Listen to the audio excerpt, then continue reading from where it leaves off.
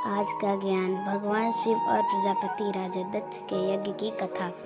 चूंकि दक्ष सती का विवाह शिव से न करने का निश्चय कर चुके थे, अतः उन्होंने सती का स्वयंवर करने का निर्णय लिया। एक शुभ दिन सती का स्वयंवर निश्चित हुआ और जिसमें दक्ष ने सभी गंधर्व यक्ष देव को आमंत्रित किया, परंतु शिव को आमंत्रित नहीं किया। शिव जी का अपमान करने के लिए उन्होंने शिव जी की मूर्ति बनाकर द्वार के निकट लगा दी थी। स्वयंवर के समय जब यह बात सती को पता चली तो उन्होंने जाकर उसी शिव मूर्ति के गले में वरमाला डाल दी। इसे प्रभु की लीला ही समझिए। शिव तत्क्षण वहीं प्रकट हो गए। भगवान शिव ने सती को पत्नी रूप में स्वीकार किया और कैलाश धाम चले गए। दक्ष कुपित तो हुए पर कुछ न कर सके। शिव सती के विवाह से दक्ष प्रजापति भगवान शिव के ससुर बन गए।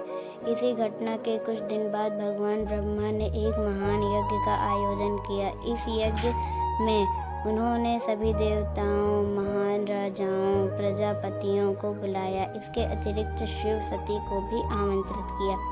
सभी लोग यज्ञ स्थल पर आए और अपने आसन पर विराजमान हुए। दक्ष प्रजापति सबसे अंत में वहां पहुँचे। जब दक्ष प्रजापति वहां पहुँचे तो ब्रह्मा, शिव, सती के अतिरिक्त सभी लोग उनके सम्मान में उठ खड़े हुए। ब्रह्मा दक्ष के पिता थे और शिव दक्ष के दामाद थे। इन दोनों का स्थान रीति के अनुसार बड़ा माना जाता है। दक्ष ने बात पर ध्यान नहीं दिया और उन्हें लगा शिव उन्हें अपमानित करने के लिए खड़े नहीं हुए। दक्ष ने निर्णय लिया कि वो भी इसी प्रकार शिव का अपमान करेंगे। कुछ दिनों बाद राजा दक्ष ने ठीक उसी प्रकार एक यज्ञ का आयोजन किया, परंतु शिव सती को निमंत्रित ही नहीं किया।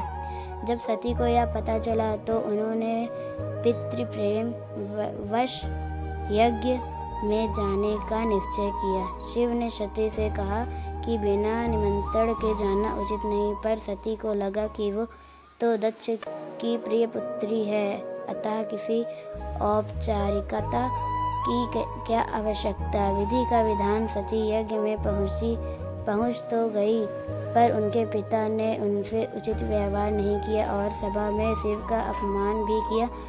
फलस्वरूप अपने और अपने पति के अपमान में दुखी सती ने यज्ञ कुंड में कूदकर प्राणों की आहुति दे दी। मरने के पूर्व सती ने अपने पिता दक्ष को श्राप दिया कि उनके झूठे घमंड और दंभी व्यवहार का परिणाम उनको भुगतना पड़ेगा और शिव के क्रोध से दक्ष और उनके साम्राज्य का विनाश हो जाएगा। बाद में सती का श्राप अक्षरश सत्य भी हुआ।